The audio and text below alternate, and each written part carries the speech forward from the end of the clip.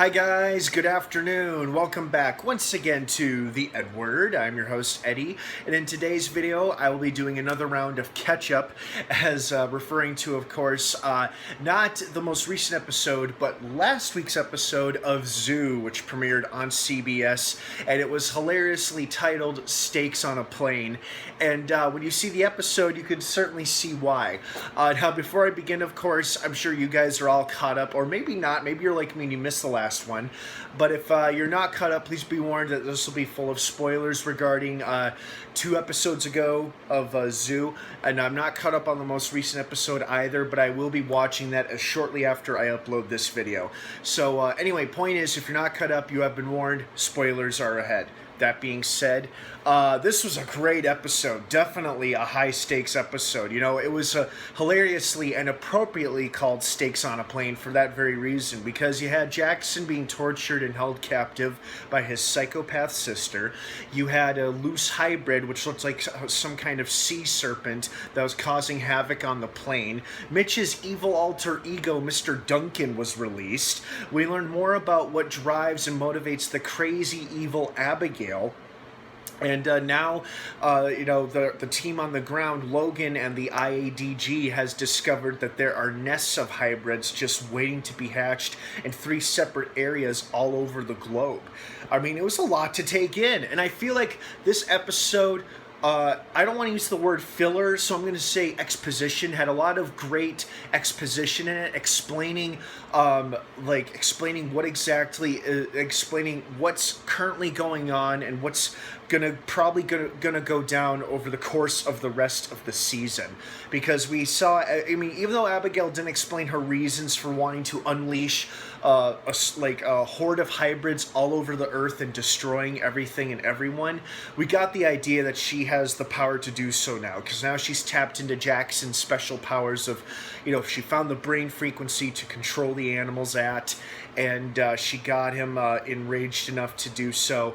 And now we see that there are hybrids indeed everywhere. They're just waiting to be wakened up. You know, that's how she said it. You know, they're just waiting to be awakened. So now, you know, they're really racing against the clock. Not only are they trying to find a cure to sterility, and they have to save Clem's baby, but now they've got to stop Abigail from waking up the rest of the hybrids, and the rest of the team doesn't even know that. They're focused on trying to get Clem to the baby's father to get a blood transfusion to save the child, the first child in a decade. And then we also got some good exposition that apparently Mitch wasn't always in that tank for the past 10 years. I guess he was in and out of there quite a bit. And this also further explains why she saved him, because she even said that Mr. Duncan, the new evil personality of Mitch, helped her create the new hybrids, the beacons, the signals which drive and awaken the hybrids. So she only kept him alive to use him to her advantage. So this was definitely a, whoo, wow, that's a lot to throw at me kind of episode. It was exciting, though. It was very exciting. I did enjoy the kind of weird but interesting cuts or transitions from like an interrogation scene between Abigail and Oz to a high-stakes situation where it's a lot more exciting on the plane. Like, oh, the plane, it keeps moving, it keeps going back and forth.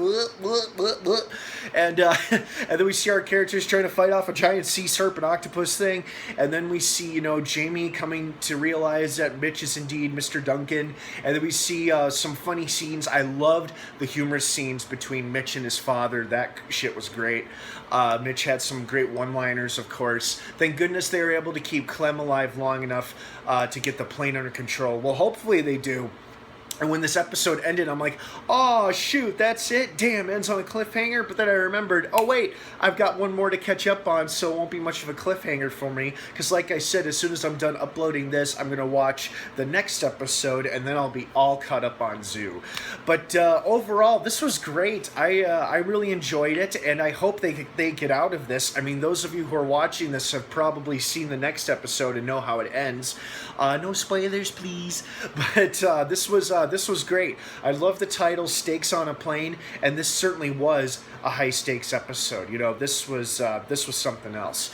All right, you guys, thank you so much for joining me for a delayed episode review here on the EdWord. Thank you so much for watching. Don't forget to check back in a few hours once I've got my latest episode review up for the latest episode of Zoo. And with that, I will be caught up on Zoo.